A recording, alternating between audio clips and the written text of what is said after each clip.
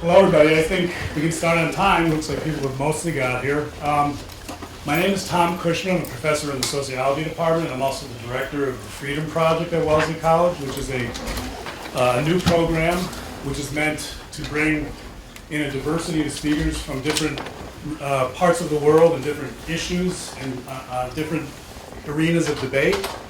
And in keeping with that philosophy, I passed out, if you don't have one, this is a description of the program which lists our schedule for the year. You'll see that one of the things we try to do is bring speakers here who might not ordinarily be invited to the average college campus in the United States, or to our lack, it seems to me, to our disadvantage. I deliberately, as the director, wanted to say one thing, that we invite a lot of different kinds of people here, and we invite a lot of different people that have many different points of view. We have some points of view that we try to represent that aren't represented here, and we have some that are rather well represented here. But as a director, my philosophy of knowledge, the way I acquire knowledge, is by deliberately putting myself in touch with ideas that I find provocative or contentious, or that I don't even disagree with. Because it's rather easy to put yourself in touch with ideas that you agree with. It's easy to find those and ratify your own position. So I just wanted to say, as the director, I deliberately started this speaker series with Mr. Alex Epstein, who has written a book which has made a lot of waves and created quite a bit of controversy, and is quite provocative in many different sectors. And that's the idea of the Freedom Project, to hear ideas we might not ordinarily have heard, or to get ideas we haven't heard out in the open so we can discuss them. Okay, so we're doing a new thing this year. We're going to have the students introduce the speakers. The students are former and current fellows of the Freedom Project. If you want to understand more about what the fellows of the Freedom Project is, I passed out some information before, and there's some over there by the food. You can grab them on your way out. Okay, so I'm now going to turn the floor over to which one of you is first. All right, so to Lisa Arias and Alexis Zhang, who are the two co-directors, student co-directors of the Freedom Project, who are going to introduce Mr. Epstein. Thank you very much. And thank you all for coming. It's a great crowd. Thank you. Hello, everyone. We're so happy to see all of you here today. It's a great turnout. Alexis and I just wanted to introduce ourselves and tell you guys a little bit about the Freedom Project, and then we'll introduce our speaker and get started. Sure. So first of all, thank you guys all for coming today. Professor Kushner talked a little bit about the speaker element of the Freedom Project, but there's also a student element. Lisa and I both started as Adam Smith Fellows, and if any of you guys are interested in this kind of controversy and discussion, then we really encourage you guys to all apply to the Freedom Project and to the Adam Smith Fellowship specifically. So applications for that are due by Monday, September 21st, to Professor Cushman, and we encourage all of you guys to apply. In the past, we've had some really good discussions among fellow groups, people who are, Republican, Democrat, conservative, liberal, socialist, anarcho-capitalist, what have you. There's really a great diversity of opinions here on campus, and the Freedom Project, I think, is really special because it brings together people with all kinds of opinions. I definitely agree with Alexis.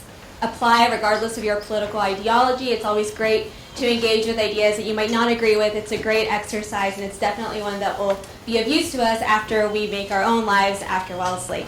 So without further ado, I'd like to introduce our speaker for today, Alex Epstein.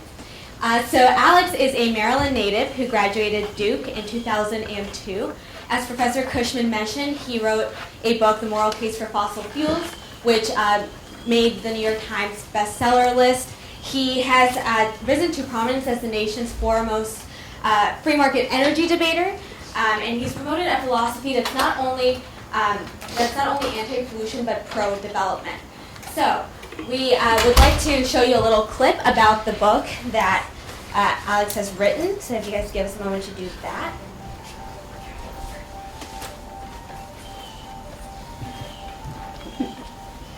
We were told our fossil fuel usage would bring ecological disaster on a cataclysmic scale. Earth was supposed to be uninhabitable by now. Yet, life is better than ever.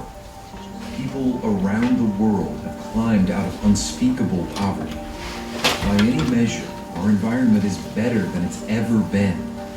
This, all powered by coal, oil, and natural gas. But how? How could the experts have been so wrong?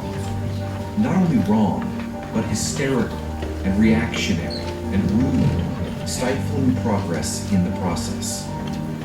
I'm Alex Epstein, founder of the Center for Industrial Progress, and I have a question.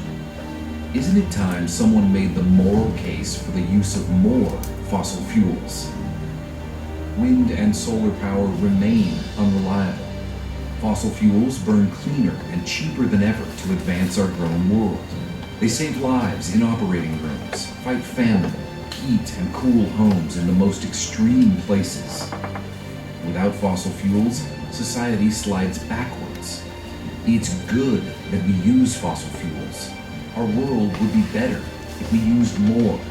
We can no longer deny the big picture, the real picture. The truth must be exposed. The time is now. It's here. The moral case for fossil fuels. Okay, so there you have it. We're excited to kick off the semester of the Freedom Project with this very provocative lecture. So now please welcome Alex Epstein.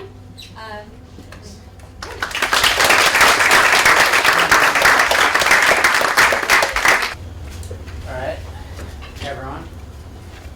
I'm sure everyone has the exact same, outsiders, the exact same cliche reaction at their speeches, which is, why are there so many girls here?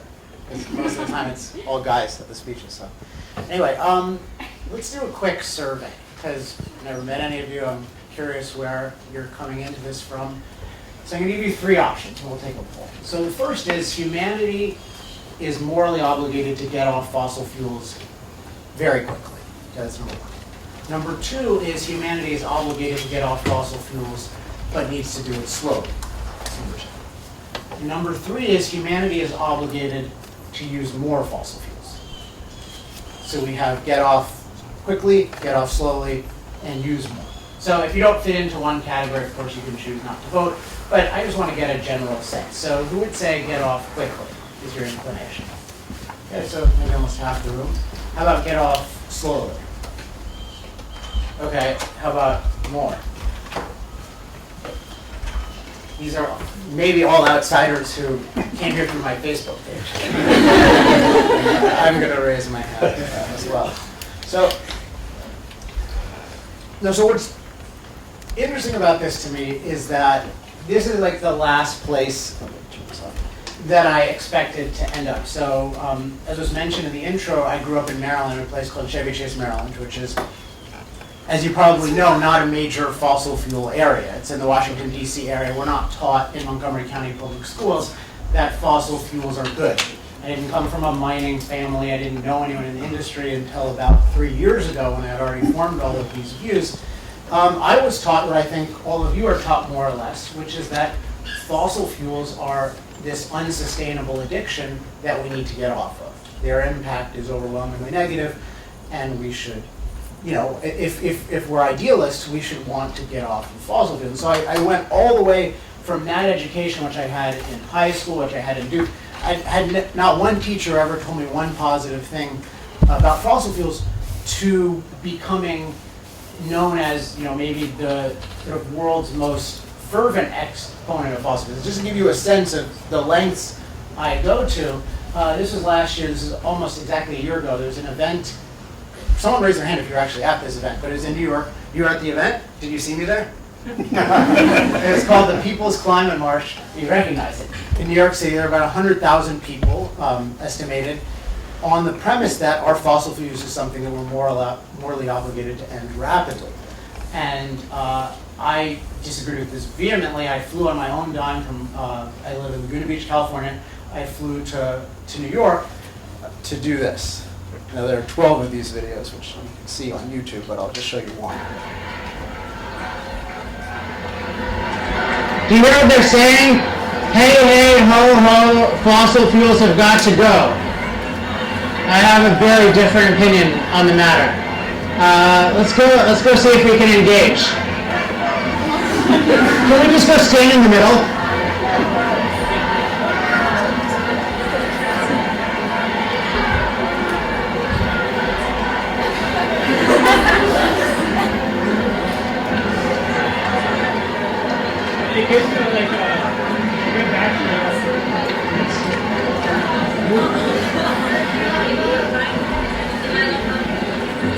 Yes.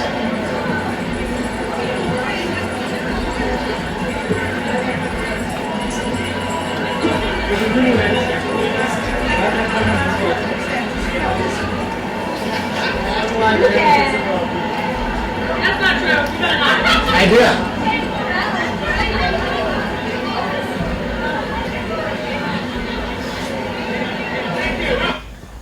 We'll give out a handout if you want to learn more, if you want to watch that video and the other 12 videos, among other things. We'll send you that information. But so it's definitely something that, I definitely put my body where my mouth is in that kind of situation. Occasionally you get like minor physical threats and obviously people yelling at you, but you should, I believe it's right. So why do I believe it's right? I think it's because I have a very unusual background. I actually don't know anyone else who's an energy expert who has this background. And it's partially because I was not trained remotely as an energy expert. All of that I learned on my own after college.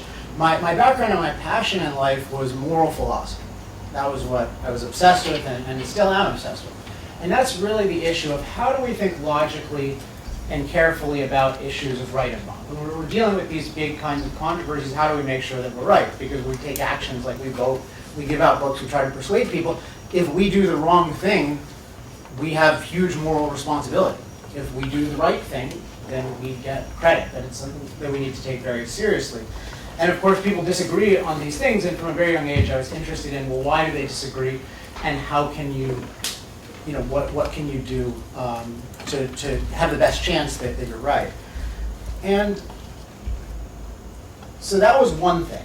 And then the second thing was almost random. After college, I decided I wanted to do moral philosophy, but I didn't want to be in academia. I didn't really like, no offense to college, but I didn't like it that much for various reasons. I like more practical things. So I wrote about lots of practical issues. I wrote about morality applied to genetics, business, everything you can imagine. But I never really found one issue that really held me. And then I discovered this issue of energy. It was totally random. I was doing an essay on John D. Rockefeller. And it was about the question of, was John D. Rockefeller a villain or a hero? And to do that, I needed to understand, how did John D. Rockefeller become successful? Was he successful because he exploited people and he took advantage of everyone else in the oil industry? So he was an oil refiner, so he made kerosene for illuminating lamps mostly, and then later gasoline. Or did he earn it? And so it was fascinating to me. So I said, okay, well, let's study before oil in the first place. Let's look at the oil industry before Rockefeller and after Rockefeller. And what I discovered then was something that interested me more even than the Rockefeller story, which was the story of how we came to use oil as light. So who here has heard the idea that we use, of how we switched from whale oil to regular oil? Has anyone ever heard this idea? So this idea that, if you read Moby Dick, you'll learn that people used to use oil from whales, especially sperm whales, to light their homes. And the general idea was, well, we got our oil from whaling oils, from whaling whales rather, and from their blubber. It was called spermaceti. And then what happened is we started running out of whales, and so we needed an alternative. And so luckily we found this stuff called oil. And then we're going to run out of that, and we need to find something different. That's kind of the narrative. What was interesting to me, though, is when I looked at the primary sources, actually, it wasn't just whale oil. There were about 6 major competitors on the market. So it was a very dynamic thing. People used whale oil. They used lard oil from pigs. They had technologically advanced lard oil. They had coal oil. They had this stuff from turpentine that was very cheap, but it exploded. It was really fascinating. You had all of these alternatives, and yet one fact really struck me. And that was the fact that despite all of these energy options, the countryside was dark. So the people who lived in the country, the farmers, couldn't afford light for the most part. Certainly the poor people, they couldn't afford light. So there was energy, but that energy wasn't cheap, plentiful, and reliable. And what happened in 1859 is that they discovered how to use these this material called petroleum, which was basically thought to be useless, and they figured out how to find it and extract it and turn it into valuable products, including fuel for light. And I read this quote 5 years later from a chemist in New York, and he observed that where the countryside had been dark, it was now light. And it's because for the first time someone had discovered in illumination a source of cheap, plentiful, reliable energy. And it really just struck me that I thought to myself, what would it, imagine this had happened in my lifetime.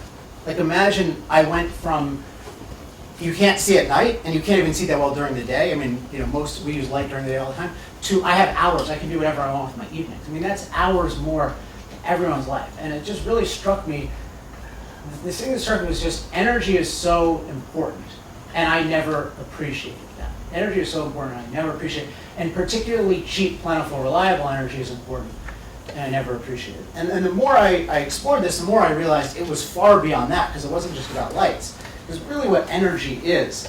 In physics class, you'll learn energy is what's called the capacity to do work. But what that really means in practice is it's our ability to use machines, to power machines to improve our lives. Machines, just like human beings, need calories. And so if you look on the U.S. daily allowance of calories, it'll tell you like you should consume 2,000 or 2,500, depending on how big you are.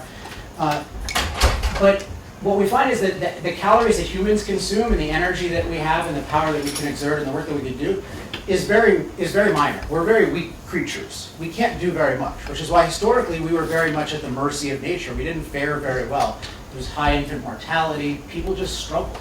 And we had this incredible breakthrough where we could figure out how to make machines do work for us. And that's what everything we have around us is due to, that we can have machines do our work for us. But those machines, just like we need calories, so those machines need calories. When you think of energy, it's useful to think of machine calories. And what oil did in illumination and what other fuels did later, what they were able to do was to produce more and more machine calories so we could have more and more work done for us so that we can have better and better lives. And if you look at the places in the world with the least energy, the least machine calories, they have the least machines, and they can do the least work. Places like North Korea. If you compare North Korea to South Korea, it's just totally different. In North Korea, it's much more manual labor. In South Korea, it's much more machine labor. So it was just this thing was so important. So that was for me number one. I got motivated just to learn about it. And then number two, and this brings in philosophy, the more I studied it, the more I thought the way we're thinking about this issue is really bad. Like really bad in that it's bound to have us make bad decisions. And I'll give you an example. One thing I started to observe. So I was observing that, okay, cheap, plentiful, reliable energy is really crucial. And oil at the beginning for illumination was the best way to do it. Later, electricity, mostly generated by coal, was the best way to do it. And I observed that even into modern times, particularly oil was the cheapest way to power almost every vehicle in civilization. So that didn't mean it was perfect or even overall good. But what I noticed was that in my education, whenever fossil fuels, so that's coal, oil, and natural gas were discussed, all I ever heard was negatives. And whenever solar and wind were discussed, all I heard was positives. And that triggered something in my head because that's never a valid way to think about an issue. You can't take one technology and say, I'm only going to look at the negatives, and another, I'm only going to look at the positives. A rule of moral thinking is you need to look at the negatives and positives of all the alternatives, and you need to do it very carefully. And then that was another aspect that people didn't seem to be very careful, particularly when they were discussing the negatives of fossil fuels. But you need to be very careful. So I'll talk about the climate issue and how we think about that more a little later. But one thing I observed about that is people didn't seem to be very careful with their language about global warming or climate change. So they'll say, do you believe in climate change? That seems very vague, because do you mean just the climate changes? Well, you don't exactly mean that. Do you mean that we have some impact on the climate? Do you mean we have a significant amount? Do you mean we have a catastrophic amount? If we're making big decisions, we need to be very careful about these things, because if we're making a mild difference and we get lots of benefits from fossil fuels, that's one thing. If we get only minor benefits from fossil fuels and we're having massive sea level rises, that's another thing. So we need to be careful. And it's really frustrating to me that people weren't very careful. It was just very partisan. Usually from one side you'd hear only positives, of their side only negatives, of the other, and vice versa. And you see this in, you watch presidential debates, you get this kind of thing. But I had no inherent interest in fossil fuels or liking them versus everything else. Where I love fossil fuels, but that's a consequence of my assessment of where the different technologies are at this point in time. So my goal in my exploration, what I'm going to share with you today, was to do what I didn't think was done clearly, and to really educate myself about what is really the right path forward with this technology that we use so much in our civilization, and to be open to all alternatives. But the rule is I have to be clear on what is my goal. And so for me, the goal is always I want to maximize human well-being, and then I have to be clear that to achieve that goal, I have to think carefully about the positives and negatives of all of the different alternatives. So the most important thing that I'm saying tonight is that method. So you might come out and you might say, well, I think you're weighting one issue wrong, or I disagree with you, or you don't even know if I'm right, you want to go investigate, that's good. But I think that method is really important, that we have like table stakes that we can agree on for how to think about it. I think in our culture we're not thinking about it in that way, so it's impossible to get the right conclusion. And that we can always get more knowledge about the facts. So let's say I find out something different that changes my opinion. If I have the right method, I'll come to the right conclusion. If it's just a partisan belief, then I won't come to the right conclusion. So this is how I put the issue.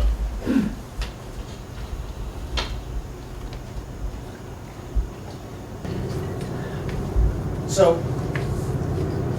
the rest of the talk, I'm just going to do a summary of what my assessment is of these things. What are the positives, what are the negatives of the different alternatives, and how I think about them. First, I want to ask a question that is almost never asked in our discussion of fossil fuels. You ready? I wonder how many know the answer. What are fossil fuels? How many of you think you give me a good definition of what fossil fuels are? Don't be shy. We've got one half of one arm raised. I promise not to even call you out. You can just express. So this is an interesting thing, and I certainly had no idea when I was in school. But this is an interesting phenomenon, right? Because everyone had an answer about their opinion of whether we should use more of them or less of them, but we don't even know what they are. And this is a very negative trait of not of people in here, but of the debate, where we're encouraged to have very strong opinions without being very clear about what we're talking about and without being very clear about everything. So we want to be clear first, what are fossil fuels? And I think if we understand what they are, it helps shed a lot of light on what the issues are. So here's my simplified definition of fossil fuels. I think you'll see really covers a lot of it, really makes sense of both the positives and the negatives. So it's high energy hydrocarbons, many of which originated from ancient dead plants. So high energy hydrocarbons, many of which originated from ancient dead plants. By the way, you'll get a handout. That's actually designed for a different audience. The only thing is, if you want more of our materials, just put in your email address, ignore everything else. Okay, so everyone see these graphs? Okay, so let's take. Sometimes I like to mix it up. Let's take hydrocarbons first. Okay. So these hydrocarbons are, not surprisingly, combinations of hydrogen atoms and carbon atoms. Now, what happens to be true of these kinds of molecules is that they store an enormous amount of energy in a very stable way, particularly with oil, in a very small space. So they store an enormous amount of oil, of energy in a very small space. And we can think of a food analogy. So, when you look at a food label, it has protein, it has carbohydrate, and it has fat, right? And alcohol has calories as well. Which of those three has the most calories per gram? Fat. Okay, so oil chemically is very much like fat. I mean, it's why it's vegetable oil and petroleum oil or rock oil.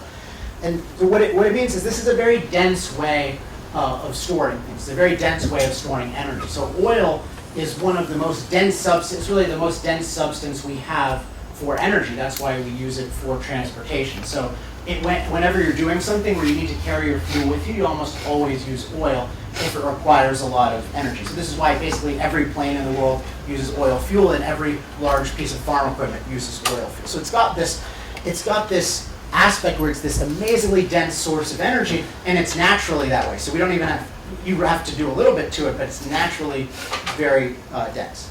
So that's one aspect of it. But the other aspect, you have to understand where it comes from, or at least where a lot of it comes from. There's some controversy over how much of the fossil fuel or hydrocarbon in the world comes from ancient dead plants, but at least a lot of it, if not most of it does. And so basically what happens is plants have a certain amount of energy. You know, you eat lettuce, it has a certain amount of energy. To simplify it, over time what happens is plants pile up on each other almost like a compost heap, and over time pressure builds up, which means temperature builds up. What happens is all the water gets squeezed out and they get compressed and compressed and compressed until they're more like fat than carbohydrate. And so they become these very dense things, and they take the form of coal, which is more at the surface, oil, and gas, which are lower. And so, but here's the thing. The fact that it's these high-density hydrocarbons and the fact that it's plant-based leads to both the strengths of fossil fuels, but also the potential weaknesses. So the strength of it is it's got these hydrocarbons, which are these amazing ways of naturally storing energy, and there are huge amounts of them. I mean, huge amounts. We don't even know, but tens at least, maybe hundreds of times more than we've used in the entire history of civilization in the earth. That doesn't mean we can get at all of them, but we're pretty good at it. But in any case, there's tons, like lots and lots and lots of them. So, and because they're naturally compressed and stored energy, it's fairly cheap to get energy from them. You don't have to do a lot to get energy from them. So that means that's why they're our main source of cheap, plentiful, reliable energy. They have this characteristic. But at the same time, they've got these other aspects that can be problematic, or at least we need to investigate. So one is, so the first one is they give cheap, plentiful, reliable energy. But the second is, if you notice in the hydrocarbon, so when we burn a hydrocarbon, that's oxidizing it, you add oxygen to it. What happens when you burn a hydrocarbon? What comes out? CO2 and water. CO2, water, and energy, right? So the CO2 is the important for the second one. So the energy is great, right? But then, and then you have H2O, but then you have CO2, and CO2 is more notable than H2O because there's already a ton of H2O in the atmosphere, and there's a relatively small amount of CO2. So we can make a meaningful difference in the amount of CO2 in the atmosphere. So, and when we can isolate CO2 in a lab, we find that the more CO2 you put in the air, the more warming will exist. We'll talk about how much, but that's just a basic scientific experiment you can perform.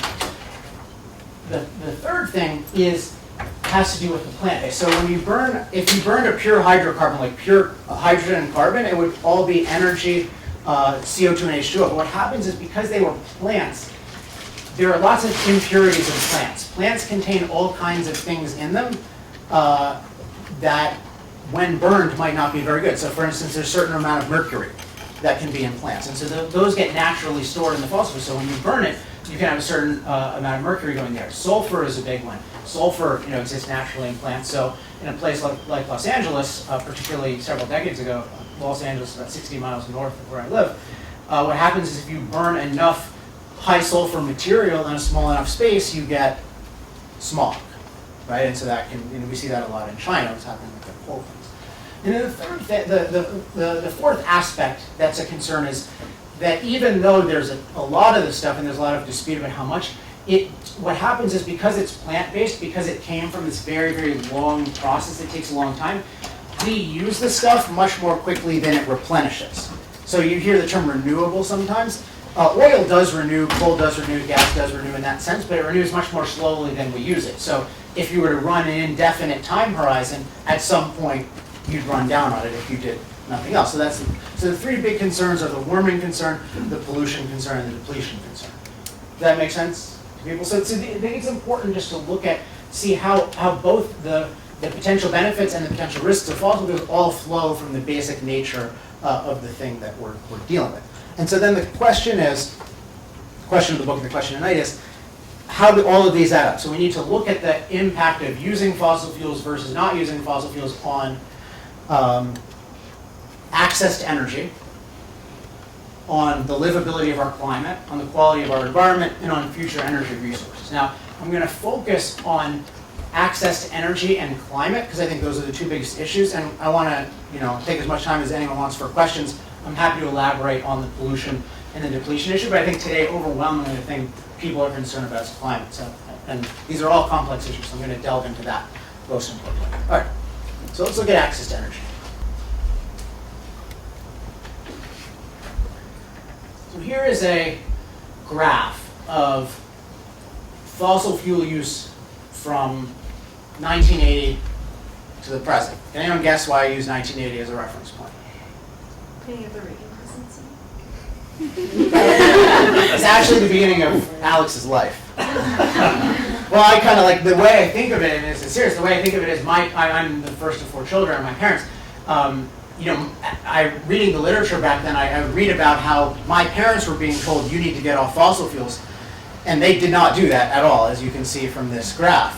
So I like to think, well, were they making the right decision or not? So 1980, compared to today, we are using 80% more globally, 80% more fossil fuels than we did back in 1980. So we're using slightly more of other things, but you can see overwhelmingly it's fossil fuels. So that means in our civilization today, 87% of the time a machine is being used, it's coal, oil, or natural gas powering. So that's very significant. And given how significant that is, and given how big a trend that is, and also given, and the first chapter of the book, which is free online, gives a lot of examples of this, given that even in the 70s and 80s, people were claiming back then that fossil fuels could be replaced with solar, it's worth asking, why is this? And taking it seriously, maybe there's something really good about fossil fuels that makes us use a lot of them. Because we often assume, oh, well, we can just get off of them. It's so easy, but as I saw when I studied the early history of oil, it's not so easy. Some technologies scale well and can produce cheap, plentiful, reliable energy for the world, and some are not able to. So there's this, I remembered forever this Saturday Night Live bit that I thought made the case perfectly. And I saw it, and I remembered it for whatever reason because I was funny, and then once I started studying energy, 6 years later, I remember, oh wow, this guy got it. So this is Jimmy Fallon, and he's going to explain, he's going to make the world's best case against solar and wind and for fossil fuels, and I'd also argue nuclear and hydro, although he has no idea that he's doing it. And he's actually very anti-fracking, but it's only a matter of time. All right, ready? New Scientist magazine reported on Wednesday that in the future, cars could be powered by hazelnuts. That's encouraging, considering an 8-ounce jar of hazelnuts costs about $9. Yeah, I got an idea for a car that runs on bald eagle heads and Fabergé eggs.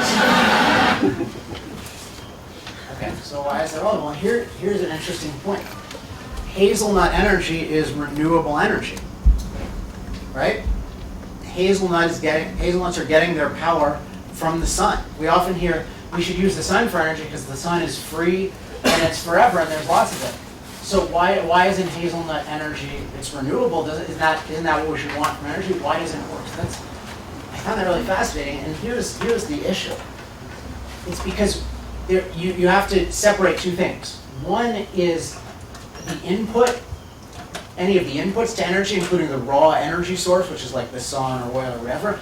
And then 2 is the process by which we harness the energy. And energy is always a process. There's nothing in nature that just you can like plug into a computer and it'll run it. We always have to transform the raw energy to the usable energy. The question is not how much does the sun cost, any more than how much does the oil underground cost. It doesn't really cost anything, but it costs money to get it. And so the question is how much does it cost to get it? So this is the way I think of it. Every energy technology is a resource-intensive process, and some are more resource-intensive than others. This is why some technologies don't work at all. Some take a long time to work. Some are always better. So there's the mining process. There's processing, manufacturing, transportation, operation, maintenance, and disposal. So when we're looking at different technologies, we have to look at the whole process. This is part of thinking carefully. We can't just say, oh, the sun is free. This is superficial. That's one element. That could be a benefit, all things being equal. We need to look at the whole process before we make these big decisions. So I want to show you a graph that I was able to get. So this is the best available data in the world, which you pay a bunch of money for, from Germany, which is the world leader in solar and one of the top 3 in wind. And Germany has really spent more of its money than anyone else to be a solar and wind economy. And you might hear statistics about how Germany gets 50% of its energy from solar and wind. I'll show you the actual truth. So this is the data that we have. So I'll just explain it to you. So on the top, you have, this is how much on average every month electricity is produced. Now just as a qualification, electricity, what this room is powered by, that's in many economies only 50% of the energy because electricity isn't powering most vehicles and it's not powering most heating. So this is only even 50% of Germany's energy. So none of their heating, none of their vehicles are powered by solar and wind. But this is just electricity. So this is even half. And so this is the average on top. The reason it's average is just because, unfortunately, this is the best granularity you can get. But you can get better granularity on the bottom. And what you notice is we have solar and we have wind, and we see how they add up. Because sometimes you might hear, well, solar might not always be on, but the wind will adjust for it and vice versa. And what we find is that there's a huge amount of variability and volatility. And what happens in particular is that you notice in some periods of time, particularly the colder parts of the year where Germany, given where it's located in the world, needs the most energy, it has the least energy available to it from solar and wind. So what happens? Well, the people can't go without energy, so what they need is they need to make sure 100% of the time they have as much energy as they would need as if there was no solar and wind, or if there were only 3% solar and wind. So what they're doing as a result is they're building up record coal capacity as they spend all of this money on solar and wind. So they have the capacity so that if they shut down all their solar and wind, they could run their grid just fine. So the solar and wind are doing the vast majority, the vast minority of the work, and it's all being propped up overwhelmingly by fossil fuels. So if somebody tells you that Germany is proof that these other technologies can power civilization, I'd say it's proof of the opposite. It's proof that when you're dealing with unreliable forms of energy where the inputs are unreliable, what happens is it doesn't work well, because to make what you would need is to make this reliable, you either need life support from fossil fuels, but then that defeats the purpose, or what you would need is a very, very elaborate storage system where you would sort of store up huge amounts of energy from the sun and the wind, so that then when they died down, you could deploy them. And right now, the solar panels and windmills and infrastructure are already expensive without that, and so that's why there's not one place in the world where this is done. Not because people don't want to do it, but because it's insanely resource intensive. So if we get the energy as a process, this is a very resource inefficient process, which means if we tried to do it, it would cost lots of resources, which means people would be poor. So what form of energy we use isn't a matter of personal preference or what I like or, oh, we can make it work. It's a matter of, can you find a resource efficient process? Because if you can't, then people suffer. And when you're talking about lack of energy, people suffer across the board. So this should be taken very seriously when people talk about energy. And one thing I want to note, which we'll come back to, is that when people talk about replacing fossil fuels, they almost always talk about solar and wind, and yet, if you look at the data, far more promising are hydropower and even more than that, nuclear power, because those can provide reliable energy. And to give an example, in my home state, Governor Jerry Brown, I wrote a column about him today. He is interesting because he claims that he's really concerned about CO2 emissions, and yet he was the leader in California in the 1970s opposing nuclear power in California, which, if it had been built, would have reduced our CO2 emissions. So it's really interesting. I want to come back to it. Why is it that people who claim to be really concerned about CO2 emissions oppose not only fossil fuels, but also nuclear and hydro? So I'm going to argue there's a different goal underlying that than really concern about CO2 and climate. I believe most people who care about it are concerned about climate, but I don't think the leaders are. So if we look at Germany, basically my conclusion is if we had tried to do anything that we're talking about today, if you can talk about 80% bans on fossil fuels, anything resembling that, it would be horrific. And in particular, it would be horrific for the poorest people in the world, because those are the people who have almost no energy, and they need energy to have industrialized machine-based economies. And even though we hear about China and India, and we hear almost all negative things, which I think is part of the bad moral reasoning, if you look overall, they're much better, and they're also in a position now to improve their environmental quality in lots of ways, because they're much wealthier now. So if you look at life expectancy, even despite all the smog and everything we hear about in China and India, what you find is that it's going up dramatically. And during this period, they're getting almost all of their energy from coal and oil. Those went up 5 times in this period. You'll hear a lot in the news about how they're investing so much in wind and solar. Those are a drop in the bucket. Those are very much supplemental. They're not the core of the energy they're using. So if they hadn't had that energy, they couldn't have they hadn't had that access, they couldn't have afforded it. If you look at income, income is a really crucial measure of human well-being. You see their income is going up dramatically as they're using more fossil fuels. So if we're then thinking in terms of our moral reasoning, we need to look at what's the benefit of using fossil fuels versus not. The benefit in terms of access to energy is if you are free to use fossil fuels, you have more people have more access to more energy, which means more years of their life. added on, and that's across billions of people. So right now, there's no industry that can come close to the fossil fuel industry, whatever its problems, in terms of producing cheap, plentiful, reliable energy for the world. So I'm going to talk about climate in a second, but I want to just stop and observe that it's notable that in our discussion of the issue, this is almost never mentioned and taken seriously. So I'm not saying anything yet about whether there's a huge climate problem or not. Even if there is a huge climate problem, if we were to dramatically restrict fossil fuels today or in the near future, we would have an energy catastrophe. So let's say there was a huge climate problem related to CO2. I think the public's attitude should not be, yay, we get to get off fossil fuels, but it would be a tragedy because we have an energy catastrophe and a climate catastrophe. So I think the emotions that we have in our culture where people just, oh, I hate fossil fuels, I think it's completely inappropriate. I think it should be, this isn't what the value that it produces is incredibly valuable. We should be terrified of losing it. And if there's a climate catastrophe, that would be one of the greatest tragedies ever, because of the climate catastrophe and because of what we would lose with the energy. So now I want to apply the same moral framework, the same method of reasoning to the issue of climate. And I'm going to use very different terminology than you've heard, and I'm going to explain why. So when I think of climate, people ask, do you believe in climate change? I think it's a very sloppy kind of question. So climate change or climate impact is a byproduct or side effect, as we showed earlier, of using fossil fuels. So when you look at a byproduct or a side effect, to evaluate it, you have to look at the whole thing. So let's say there's a controversy over vaccines, right, which you probably know about, particularly in California. When you're looking at the side effects of vaccines, A, you have to look at it very carefully, and B, you need to look at it in the context of the positive effect. You can't just say, oh, vaccines have side effects. Do you believe in vaccine side effects? If you don't, you're a vaccine side effect denier. Right? That's not how you would think of it. You say, no, I need to look at the big picture. I want to look at the effects and the side effects very carefully. So I think it makes as much sense to call someone a vaccine side effect denier as it does to call me or anyone else a climate change denier.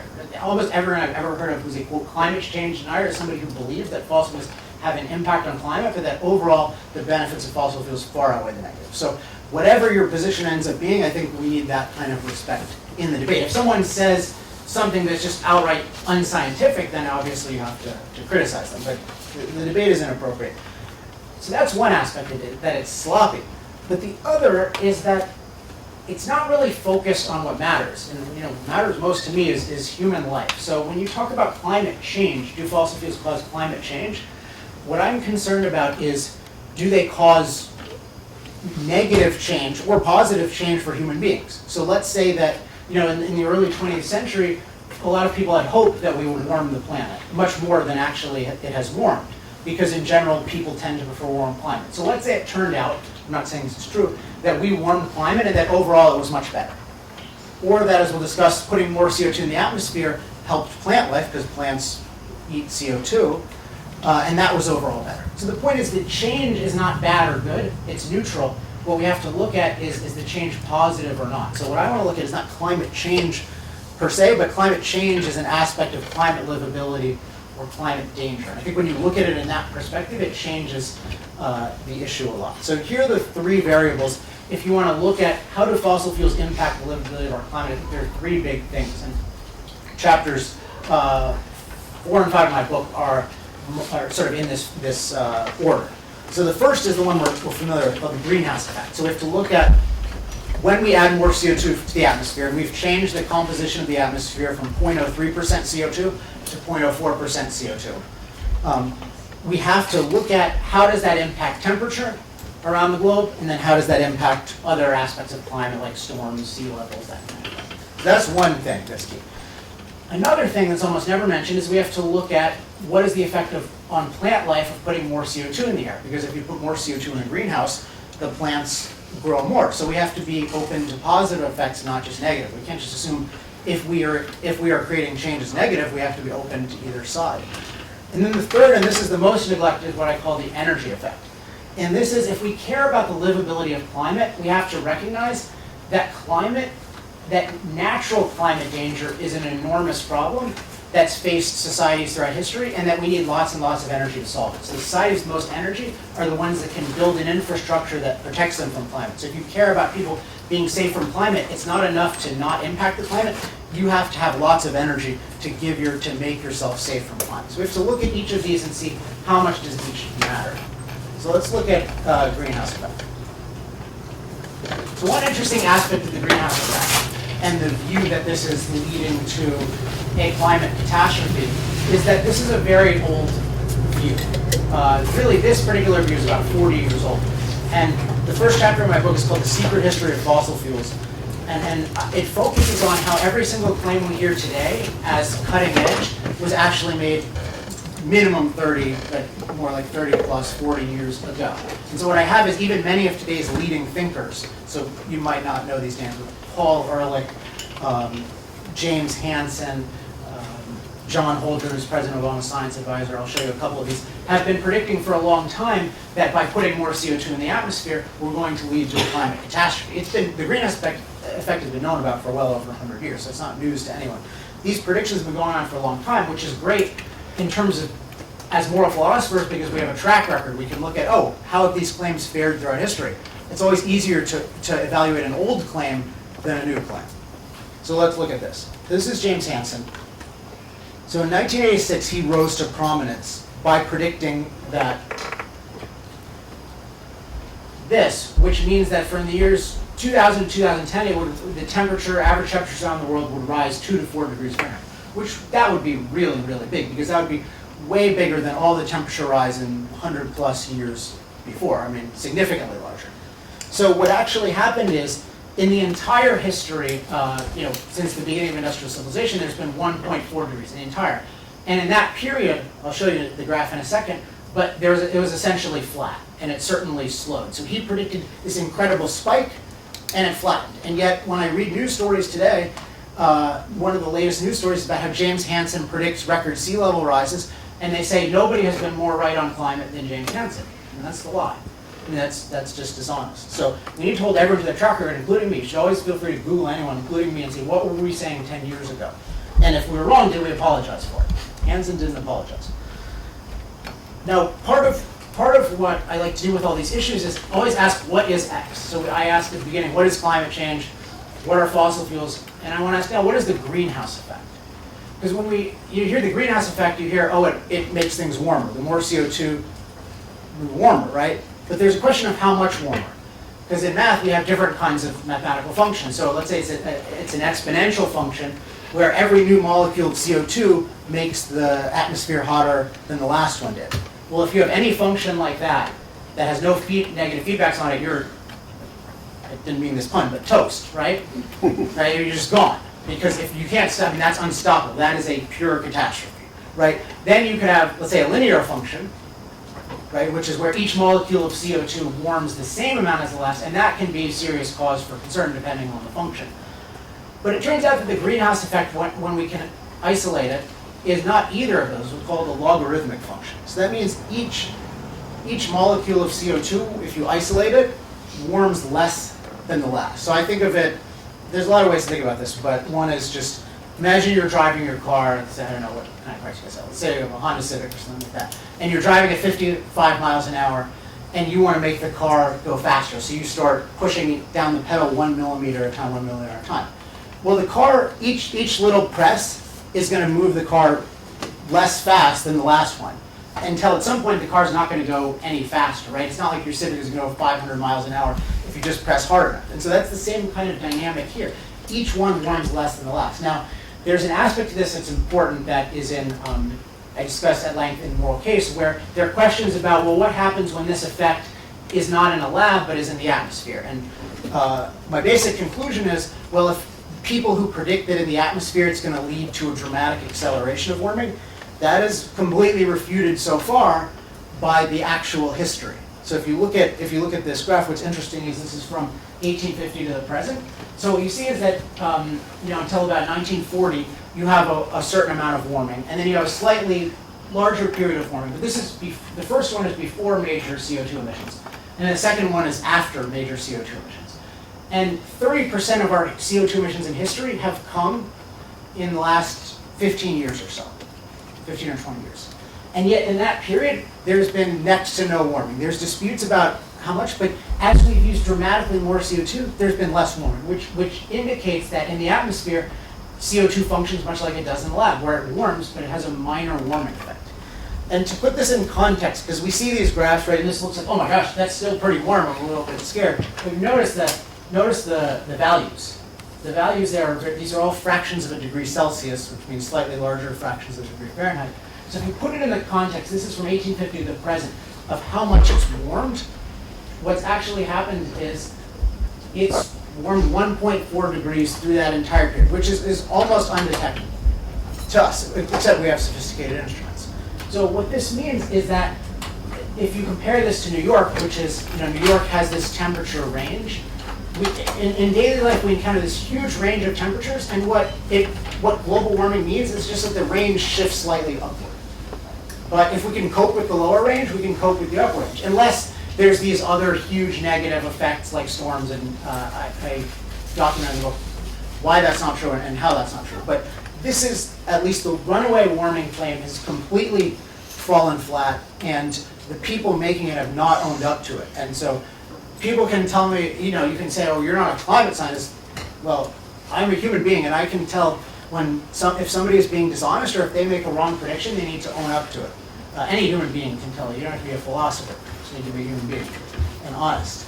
So that's the greenhouse effect. So my view of the greenhouse effect, the evidence we have so far is very moderate, very manageable, certainly no reason to deprive people of the energy they need to live. So let's go more quickly through the fertilizer effect. So this is an interesting one because we never talk about it, which shows we tend to only look at the negatives of fossil fuels and not the positives. But if we isolate in a greenhouse more and more CO2, we find as the tree grows more and more and more. What we found around the Earth is that we have more plant growth as we have more CO2 in the atmosphere. And when isolated, pretty much every crop you can imagine does better with more CO2, which is why in a greenhouse, they put 3 times the amount of CO2 in a greenhouse than naturally exists in the air. Because CO2, all things being equal, is good for plants. So this is something that should be mentioned. Now the final aspect I want to talk about is what I call the energy effect, which is how energy from cheap, plentiful, reliable fossil fuels actually makes us almost climate-proof now.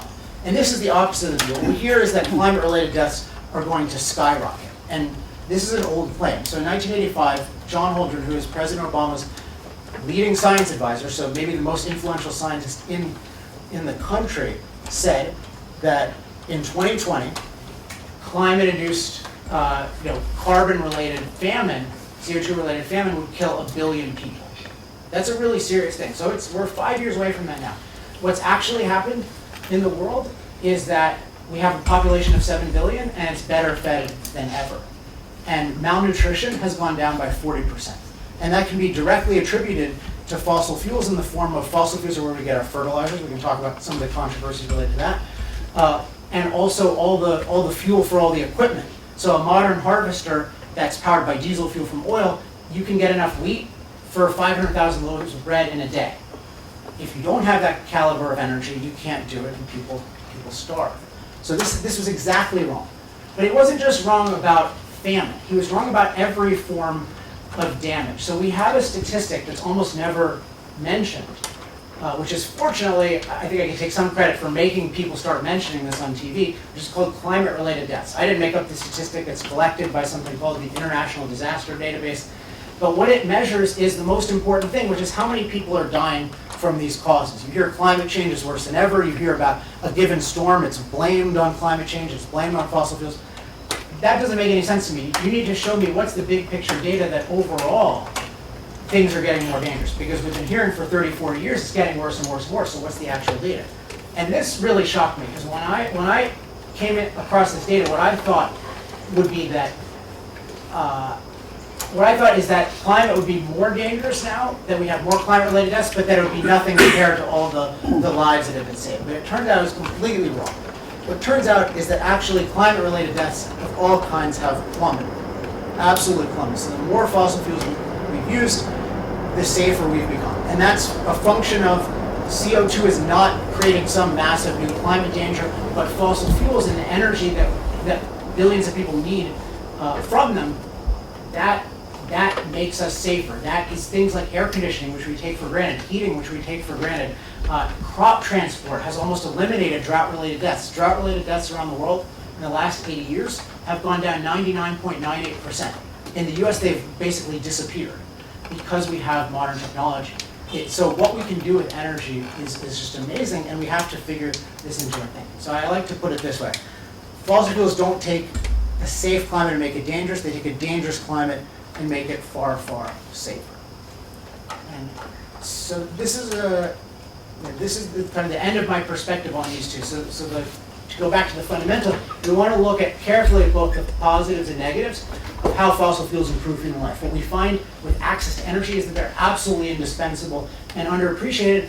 And then we find with climate that they're absolutely indispensable and unappreciated. So what I would say with absolute certainty at this point is that if you want more people around the world to be safe from climate, you absolutely need to give them more energy from fossil fuels. That's what's going to keep them safe.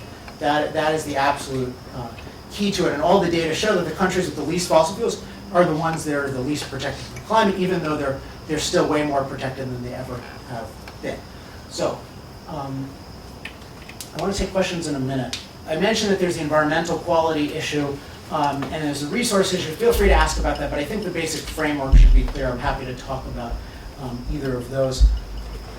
Let me just...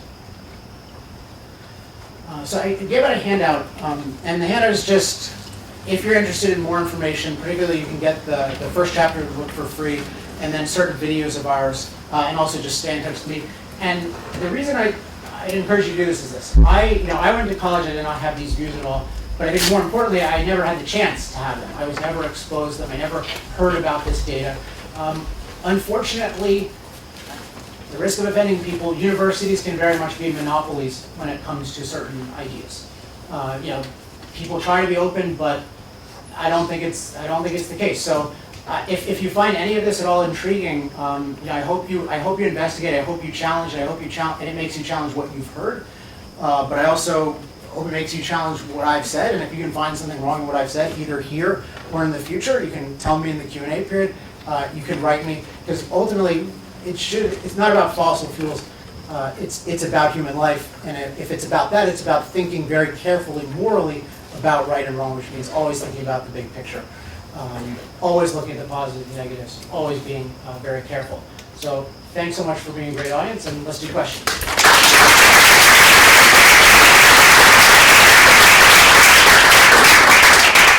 Yes? Hey, I'm from West Virginia, actually. I'm really only one generation out of Whitfield, so I can definitely say that I wouldn't be here if not for coal. But I mean, I definitely agree with certain directives also. So I guess my question is, I work in a place in McAllen County that's 5 hours from where you grew up, and the life expectancy is 15 years less, and they haven't had clean water in 15 years. So I guess my chief concern is with the way fossil fuels do their business. But do you think that I guess depletion of human life of people who work in coal mines and who work in the fossil fuel industry is worth the kind of progress that you're saying is coming from fossil fuels? Okay, so there are a couple of aspects. Could people hear that? We're getting different reactions. I don't know. I'll repeat half of it. So there's a couple aspects raised. One were some specific statistical claims about a certain area of West Virginia. And then I remember the third part was, am I willing to pay that price? And then I forget the second. What was the second part? It was that people have a lower life expectancy they have a lower life expectancy. No access to Right. clean water. So whenever we see a statistic like this, first of all, we have to investigate, is it true? Now, we're all here, and none of you have independent access to this, so you can go Google West Virginia coal lives or whatever and investigate the data. But the second aspect, which we can talk about here easily, is this a problem that's a misuse or abuse of a technology, or is this a problem that is inherent in a technology? So, for example, right now, CO2 emissions from fossil fuels are essentially inherent in the technology. There's no economic way of preventing it. Whereas I think if you look at coal, if you look at different places around the world, there are places with coal miners with very high life expectancies. There are places, even if you look at China, in the city, you have places in Beijing and Shanghai that have larger life expectancies than the US. If you take, say, North Dakota, which is overwhelmingly powered by coal, they have some of the cleanest air in the United States. So what you find is that when we look at these negative examples, there's what I call the abuse-use fallacy. This is in chapter 7. People say, well, because it can be abused, therefore it shouldn't be used. In my view, if it's abused, you should stop using it, and you should use it better. Now, if it's something that's inherent, and let's say it's inherently negative, then really the people have to decide. But my experience, I definitely didn't grow up in West Virginia, but I probably met thousands of coal miners at this point. Their definite view is, I want to be free to mine coal, and I believe this is overall the best for my life, and I believe I respect that opinion. Now, in terms of the cities and the municipalities, they need to make decisions, and I think that should be done locally. But just because something is abused, that's a reason to look into it, but doesn't mean there's not a good way of using it. Hi, so my name's Hannah. I'm the president of Wellesley's largest student sustainability organization, and I have kind of two questions for you. My first one is you said when talking about climate change deniers that you thought overwhelmingly people who name themselves climate change deniers don't actually... They don't name themselves, they get named that, don't named actually not believe in the impact of CO2 in the environment causing... Of the professionals, yes. Right. So I'm just wondering how you kind of have felt as somebody who's very much been an advocate for fossil fuels in this case or through this part of your argument, being part of it or being propped up by what is largely like a industry or a political scheme of people trying to hide those scientific facts. I know certainly on the political scale, the conversation has really been dominated by people coming from what I think is a pretty archaic understanding of science. So I'm just wondering how you, with this very critical, academic way of looking at these issues and balancing them out in calculations, feel about that and whether it's helped or hurt it. Wait, that's a good enough and elaborate enough question where, and if they want to let you ask another one, perfect, but let me address that one. So there's a couple of aspects to that question. So there's the aspect of how do I feel about being sort of propped up by this industry. So that's, for me, biographically, that doesn't happen to be true at all, but I want to act as if I was, because I think it's a perfectly legitimate thing if you have conviction. So with the conviction that I have and the study that I've had, if I decided I want to go work for X company as a lobbyist, I would regard that as an absolutely moral choice to make. Because what a lobbyist is somebody who argues for certain government policies in a certain direction. And if I were arguing on behalf of a company, assuming I admired the particular company, I would think that was absolutely moral. And the same thing is true for science, by the way. Historically, science was overwhelmingly funded by industry, and the way you judge it is as good science or bad science. And there's horrific science funded by the government, and there's at least some good science funded by the government. Same thing for universities. So I don't have the bias against things associated with the fossil fuel industry. I have no particular fear of it. I happen to have a business model where I never represent anybody, because that's my personal preference, but I have nothing against the people who do. The question is then, have they, you said it's bastardization of science, I forget the exact word. I would dispute the overwhelming history of that. I think overwhelmingly what the industry has done is exactly not told a careful story about the issue. What they've often done is behind the scenes funded people, and many of whom I think are good scientists. Many of whom I know are good scientists. Some aren't, maybe aren't, I don't know.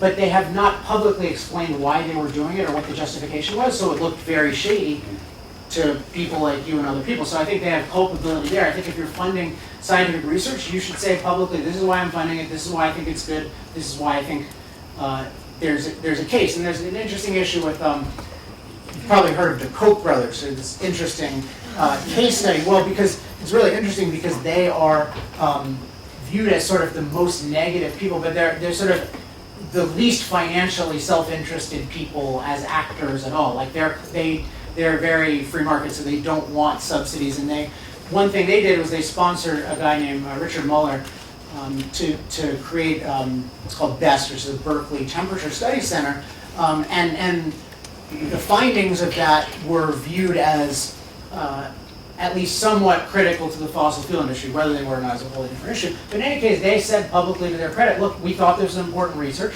we funded it, it can turn out however it wants. I think that's a model for how you should do it. I can't resist editorializing here, but Mary Koch the mother, the matriarch of the Koch family went to Wellesley College. He donated a lot of money, so there's Koch money already here. So if you don't know that, it's good to know.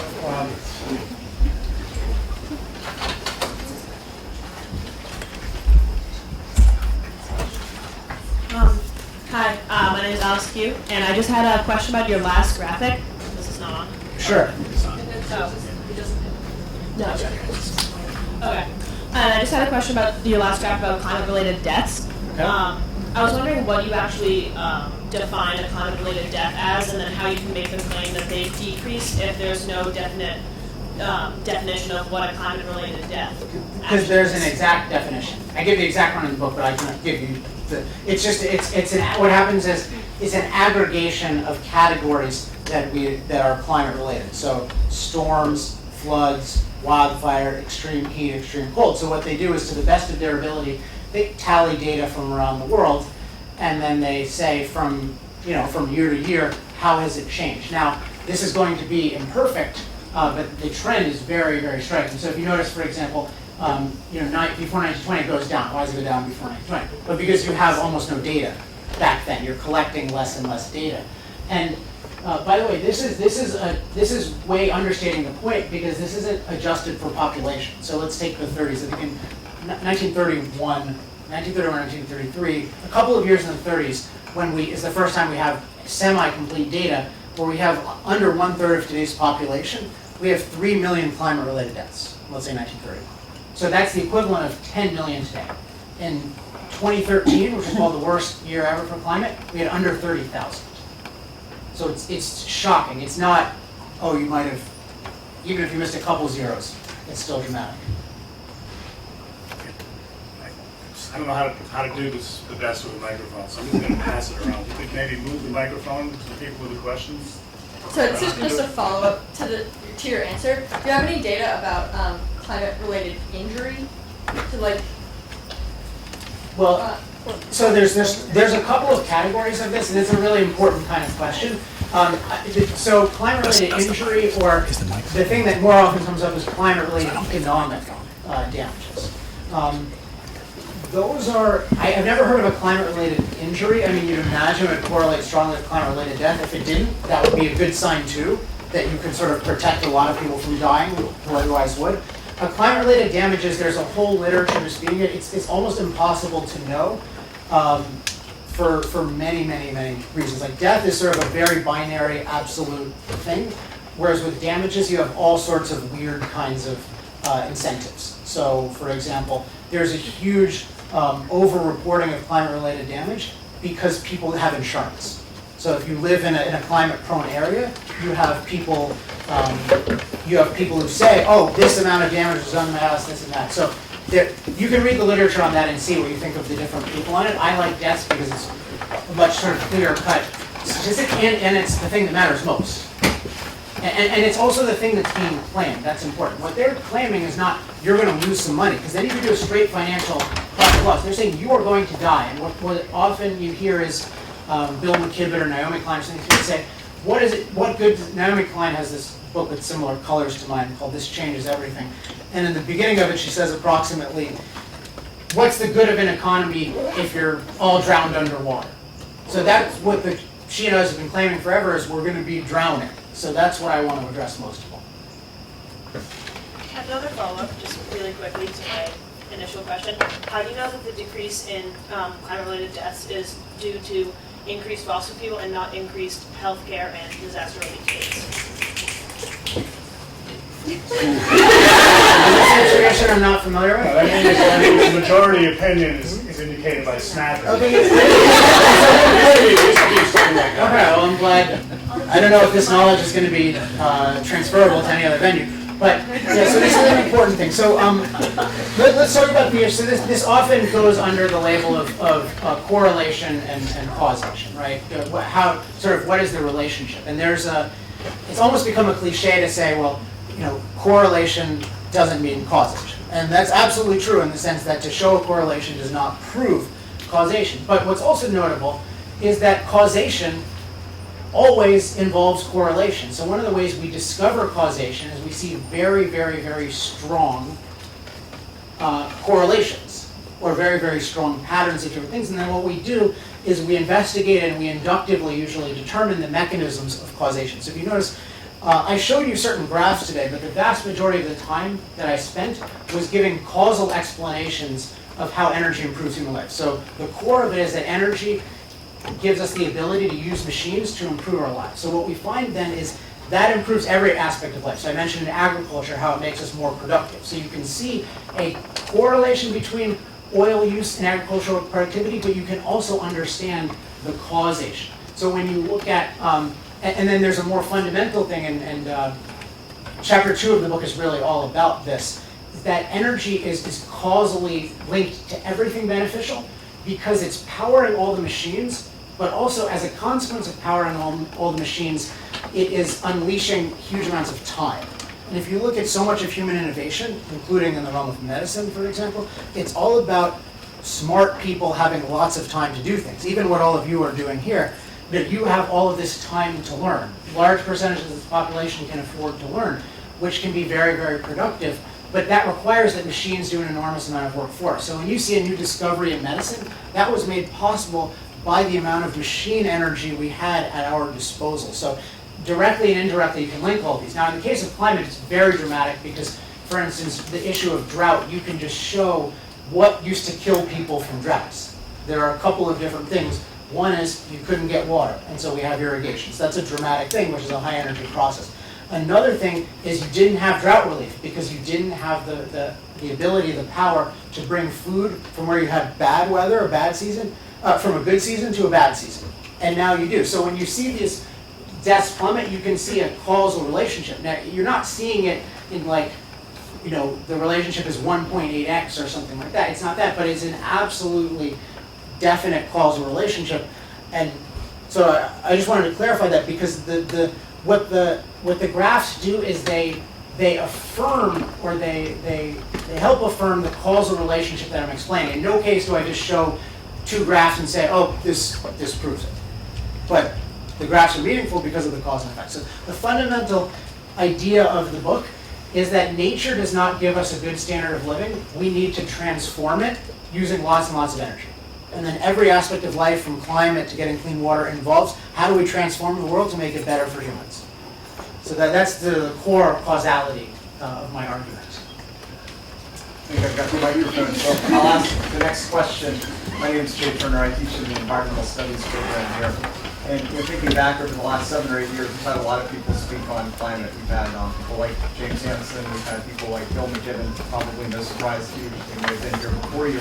We've also had Dick Lindsay. We've had Chris Horner, who are prime skeptics. And I think it's worth noting that we invited Richard Lindsay to speak, and college Republicans, I think, invited Chris Horner. So I think there's been a richer debate than perhaps you've given us credit. I didn't mean the specific school. I'm just talking about. I know. I just wanted to give you some specifics about this school. He was not invited. He was not invited to Duke. So I was wondering if you could. And actually, I also wanted to say of the skeptics we've had, the people who questioned what Hansen and McKibben may have said, you've certainly been the most interesting. Can you bring up the kind of moral standard slide that you started early on with? Yeah. So you're a philosopher. I hope we get to talk about this one. I'm trained as a historian, and I think when we're coming back up. But when I read that, and say I've been alive in the 1950s or the 1960s, I would have thought it was a really good thing to say put lead into gasoline or put lead into paint, or that we should do something like asbestos. And so I can think of those as historical examples where if we had followed your moral standard, we would have made what would be the wrong choice. And I wonder if you could come up with another example where using your standard might lead us in the wrong direction, and what you do about that. So I agree that there are cases where there's a difference between a misapplication of the standard or even a best effort application that you just have an ignorance about versus saying that the standard inherently leads to lead or something like that. Because part of the standard, notice I have human progress. I'm subdividing it to get the aspect that it's a long-range thing. So what you need to look at is you're looking at, for the foreseeable future, how does this impact things? And what you need to do is look at what you know about the different drivers of human well-being and then human harm, and you need to assess those. So let's say that somebody let's take the lead issue, and somebody's pointing out, look, I can show, there are these correlations, and I can explain this causation. And if they came to me back then, I'd say, hey, that's an impact to human life. That's something we need to factor in. Now, how exactly it factors in depends on the big picture. Because imagine, let's take a simpler example. Coal in the 1800s, people heating their homes with coal. They were glad to do that, even though what they were inhaling is unimaginable to us, because the overall calculation was it was necessary. Now, fortunately, that paved the way for better stuff. So you have to look at the full context at any given time. You have to look at all the drivers carefully long term. But doing that, there's nothing about a human standard that says you would be pro-lead. You'd be anti-lead if you knew it. So you're always giving yourself the best shot, but you can make mistakes, and you have to try to recover from those. But in general, we human beings, we solve more problems than we create over time. But it does sound like there could be a problem if we don't have full knowledge. Well, that's the problem of life. Like, no, I get hit by a bus. Yeah, but so great. That's why institutions of knowledge, insofar as they seek knowledge, are really good.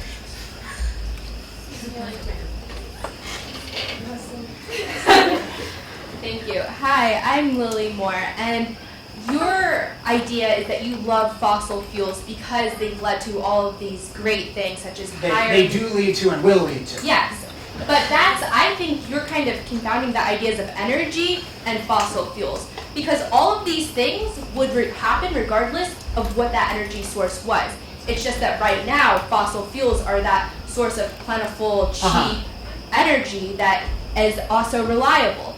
But that's just because of the paradigm we live in, where we have access to these cheap, plentiful, reliable fossil fuels. And is that because fossil fuels are inherently the best substance to power everything? Or is it that because we've invested so much energy and we have so much monetary investment into fossil fuels that we've been able to store it and use it successfully?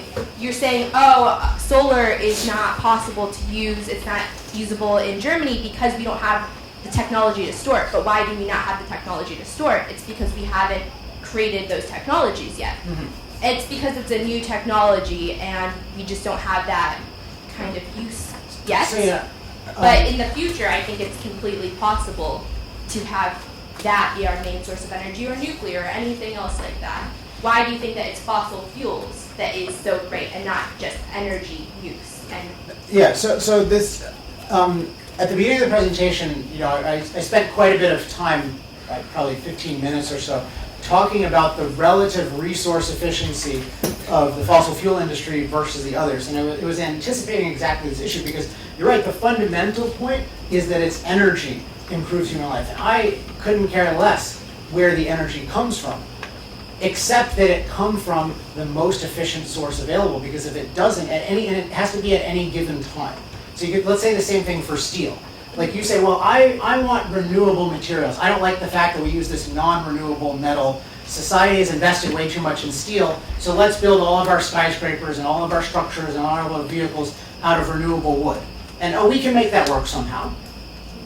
But that's exactly as logical. It is exactly as logical, because what you're saying is, and maybe somebody could figure out a way to enrich the wood and GMO the wood, I don't know. But the point is, it's an incredibly inefficient way to try to solve those problems. And so what I was saying with solar and wind is those have historically, and those technologies have been around a very, very long time.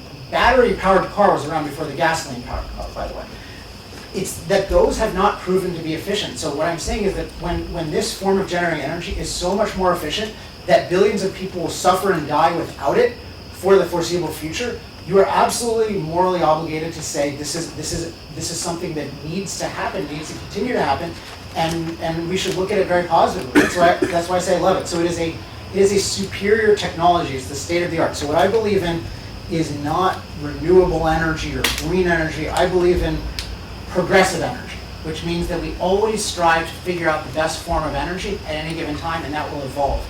And in terms of, and that's why what I favor is I call energy liberation, the freedom for every form of energy to compete. And that is exactly what the opponents, the supposed opponents of climate change or fossil fuels are not doing. So Jerry Brown, I gave the example, but overwhelmingly in the anti-CO2 movement, you have anti-nuclear people. There were 4 climate scientists, including, to his credit, James Hansen, whom I normally think is very dishonest, who said, we absolutely, if you care about human life, we absolutely need nuclear. 4 of them, they could only scrounge together 4, and the rest of the community went absolutely ballistic, and they almost ran out of the movement. So if you take, you want someone who has sort of an in-between view, I mean, I don't think this is right, but there's something in Oakland called the Breakthrough Institute with this guy, Michael Schellenberger. And one of the links I'll send to you guys is this podcast I have called Power Hour, where I interview different energy experts.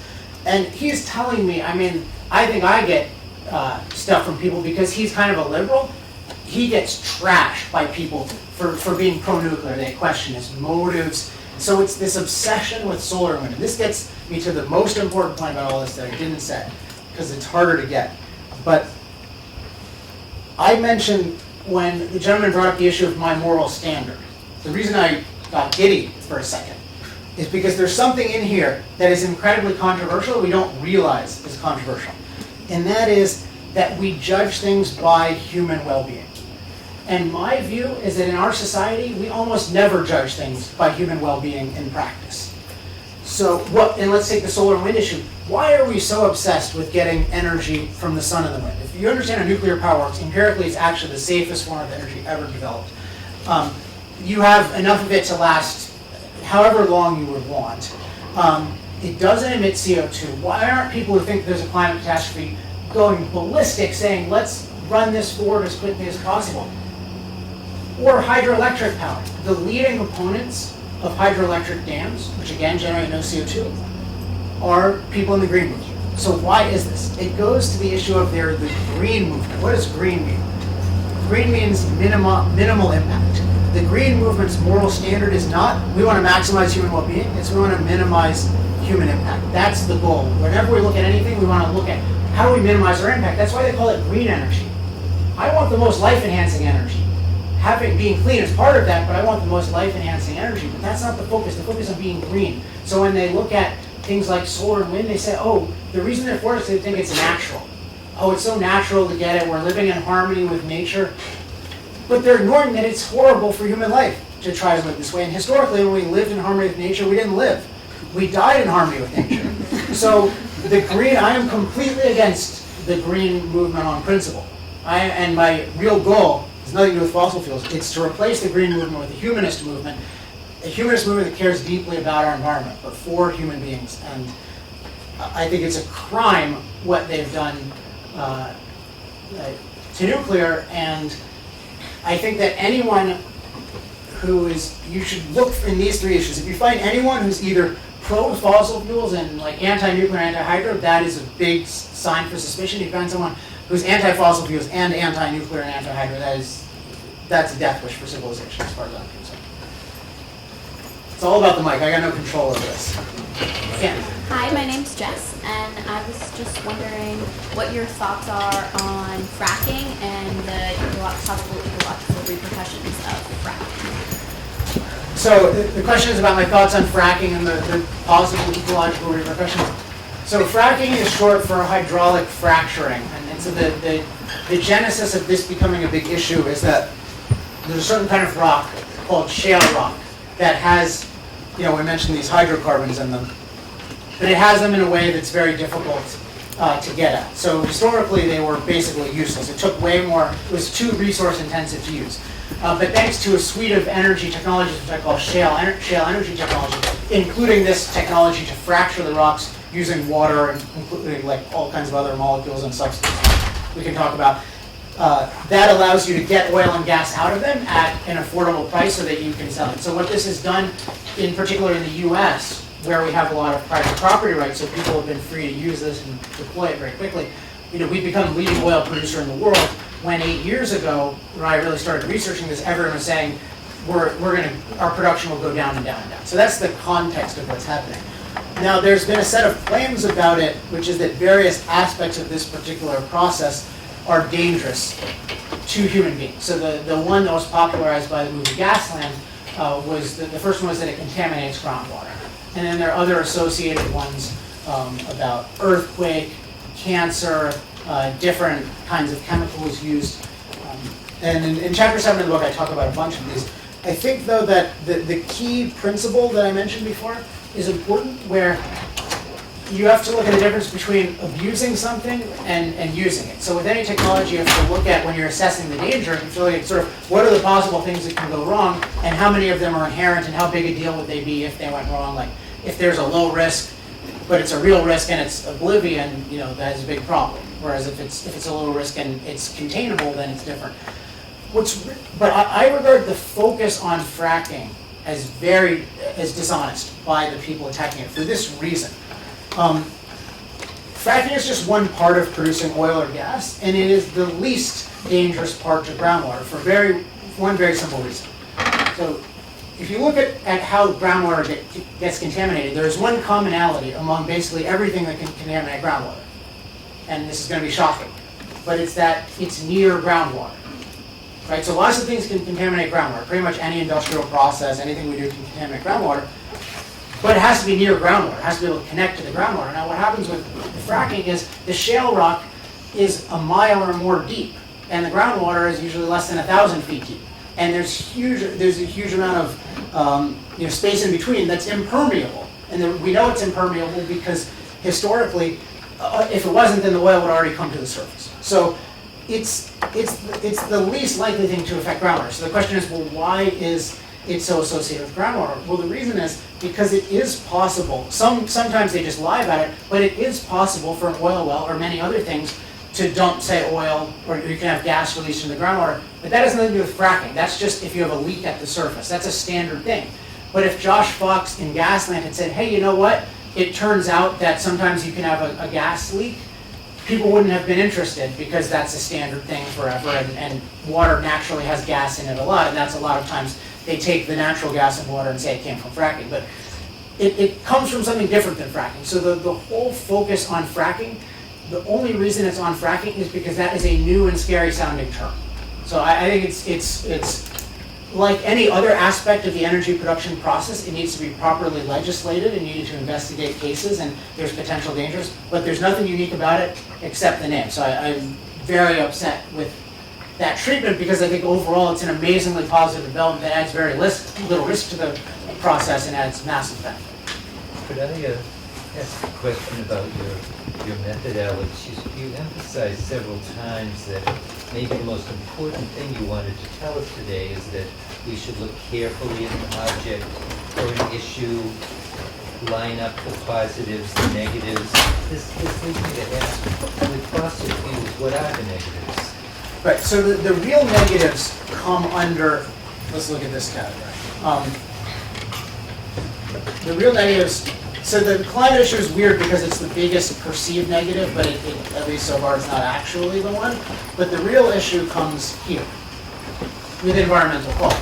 But this is an issue for any form of energy, but it's certainly an issue with the hydrocarbons. So remember at the beginning of the talk, I focused on the issue of because it has this plant basis, whenever you're oxidizing all of these different atoms and you're creating these molecules in certain concentrations, if it's diluted enough, it's fine, but in certain concentrations, they can be unhealthy. So if you go back to the 1800s, I mean, you have people inhaling coal smoke all the time. Now, they did the same with wood smoke, but it's still a health hazard. It was still a very important problem to technologically address. You look at even as recently as the 20th century in the civilized world, you have the London fog in the 40s. You have lots of people getting sick and dying from these things. So energy is a serious process involving massive amounts of resources being transformed.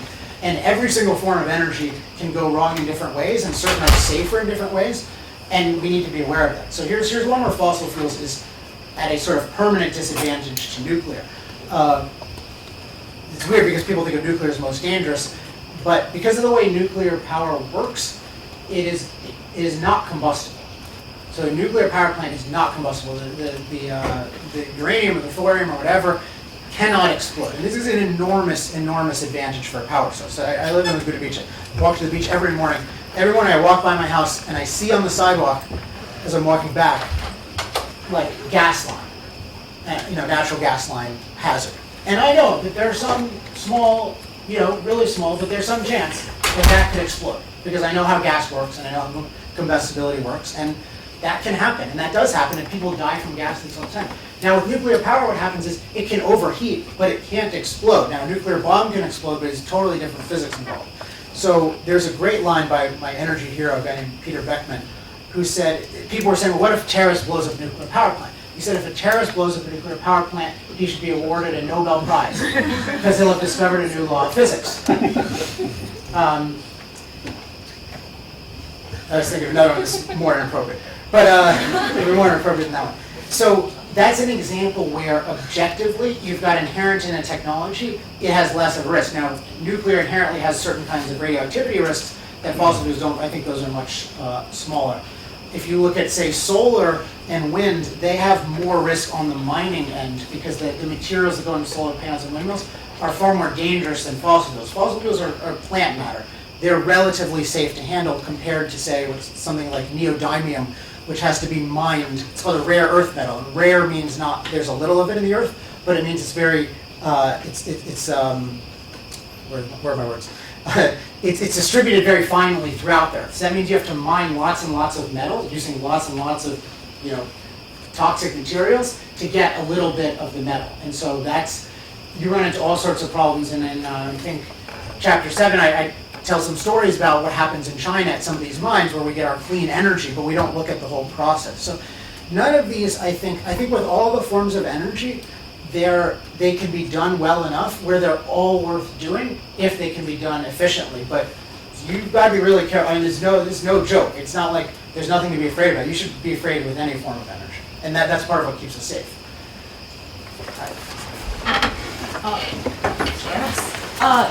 I'm taking an environmental ethics class right now, and I was just very utilitarian and stuff. But I was just wondering what your opinion is on basically the well-being of future generations, because from what it sounds like we will eventually run out of fossil fuels at the rate that we're using it, I guess. So then I was just wondering if currently our alternative fuel sources are not, or if in the future our future fuel sources fall through and we can't they won't be enough to sustain us, then aren't we morally obligated then for the well-being of future generations to start reducing our use of fossil fuels so they can go on use fossil fuels well, I don't do we have let's run the tape on this one. So let's say we have 5 billion years until the sun goes. Yeah. All right. So that basically means if we're close to running out of it and we can't technologically find a replacement ever, that means we have to share fossil fuels with 5 billion years of people, which means effectively no one will have any, right? Because they'll be so. That would be a very sad state of affairs. Unfortunately, it's not at all what needs to happen.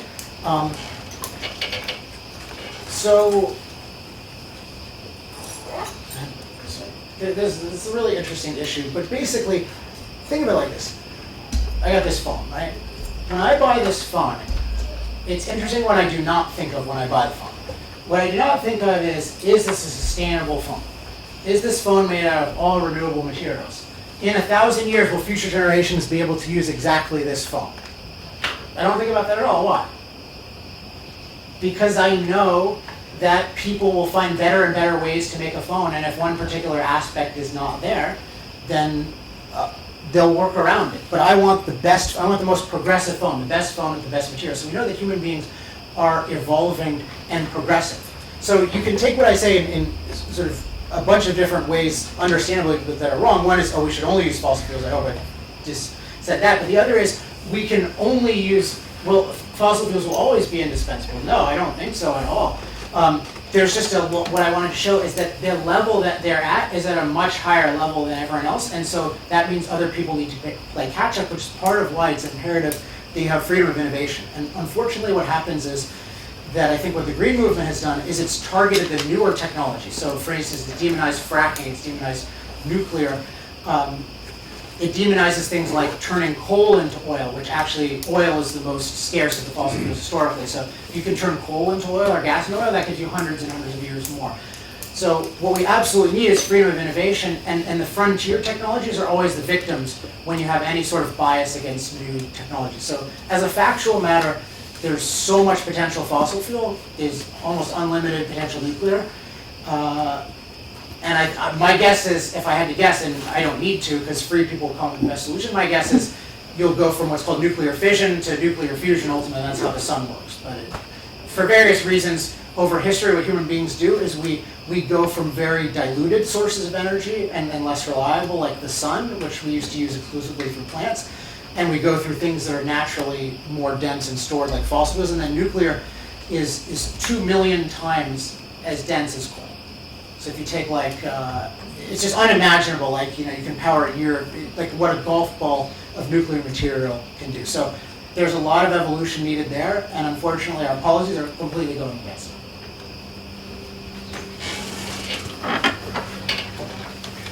We have time for 2 more questions. I was wondering how, I'm watching the rate of attrition. I don't know the mathematical function. It's a long time to be under fire.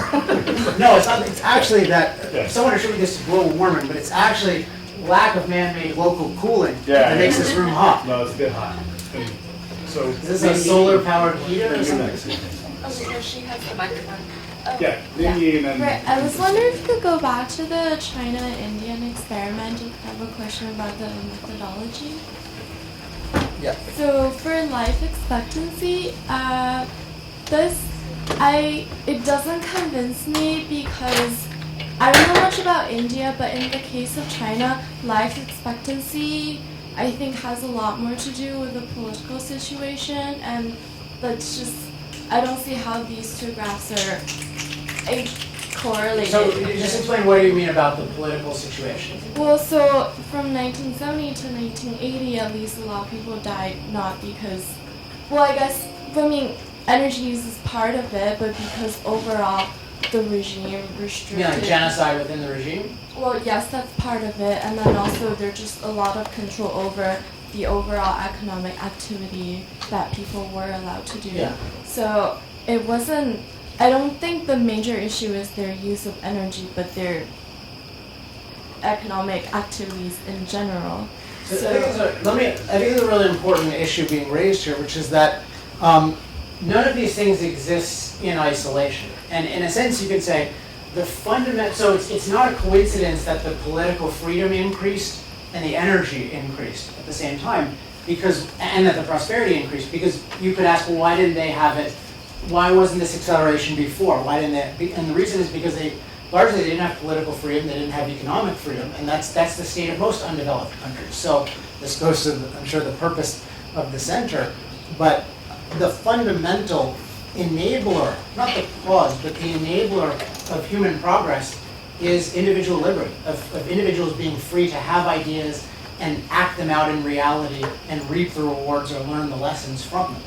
But then within that, we have to look at, okay, what are the key areas of action that actually influence the outcome? Because freedom by itself, you just sit down, doesn't do anything, right? So the question is, when we act, what matters the most? And what the case I was making is that energy is a fundamental enabler of everything else, because it's powering all the machines that do all the work and that give us all the time. So it's not, none of this is to say only energy matters. The goal tonight is not to say, oh, you should only care about energy and nothing else. I'm focused on energy tonight because I think it's under-focused on, and it happens to be my field of expertise. But all of these things go together, and I'm glad you brought that up, because none of this can exist without political freedom. And one big mistake I've heard people who support fossil fuels broadly make is they'll say, well, we need more fossil fuels to improve the underdeveloped world, but they won't talk at all about political freedom. But you can dump a bunch of coal in some countries, not going to do any good if they don't have the freedom to use it rationally. So we have one. Hi, my name is Hannah, and I'm from New York, where we recently had some pretty big controversies about fracking. And you've been saying that just because people abuse it doesn't mean it's bad. But the fact is that so many people have abused it, and these companies come here and they're looking to make money. They're not looking out for the safety of the people who live there. And when you live in New York and you've heard so much about how they've gone into other places and abused people who don't also have the power to stand up for themselves and make a court case against them for this abuse, you are looking out for yourself and what's going to be good for you. So you're at that climate march saying that you love fossil fuels, but people there are looking out for their own well-being, and they're not comfortable with people coming in and fracking in New York because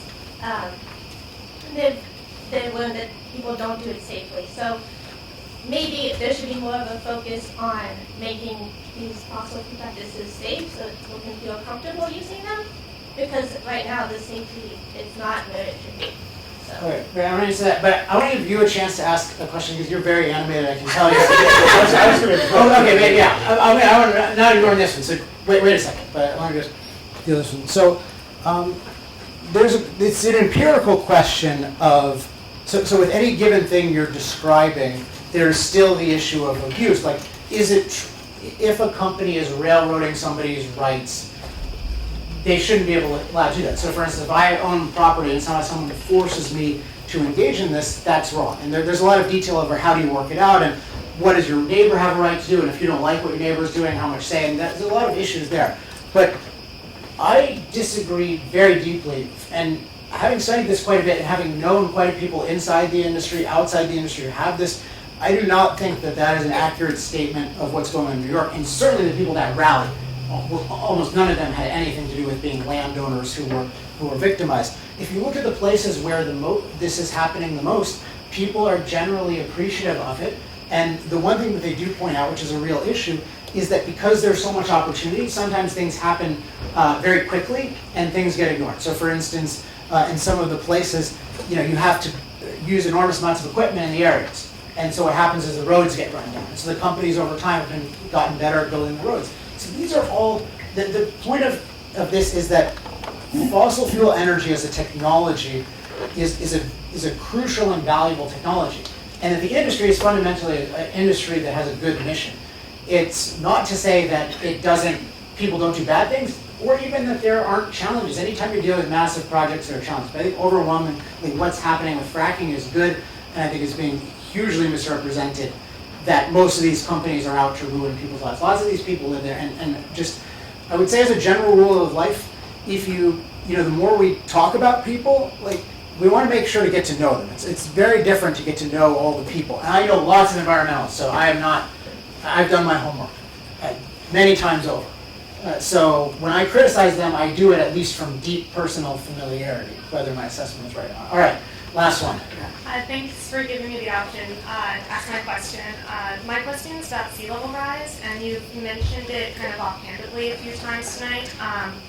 I'm also from Southern California, a coastal community, and the sea level rise, my community is at risk, as is Boston, as is Florida, as is a lot of major port cities in the United States and worldwide. And I was wondering how you could advocate for the use of fossil fuels if that would lead to all of these cities being underwater and at risk of more flooding and more storms. Right, so yeah, I mentioned at the beginning that that's the type of consideration you need to investigate. So I go through, in Chapter 5 of the book, I go through a scenario which I think is important, which is, what if my assessment is wrong? So what if there are these dramatic things that are happening? And it was interesting because once you understand what I call our ability to master the climate, once you understand how much safer we can make almost any climate situation, it's hard to think of something that's truly catastrophic. But one that I could think of is truly rapid sea level rise, because it's hard to cope with if it were, what Al Gore talks about, 20 feet in very few decades. But you actually have to look at the data, the trends, and then you have to look at what the basis for the claims are. So the basis for the claims are what I refer to as the simulations or the models that predicted runaway global warming. Because the theory of dramatic sea level rise is based on runaway global warming. Those aren't separable theories. It's based on the fact that heat tends to expand things, so you would get this dramatic sea level rise. But if the runaway global warming isn't happening and the simulations that predict it aren't accurate simulations, then that argument is done. And you can look at the data. The best data I think that we have about the trends, what are called tidal gauge data, because we have data for a while on those.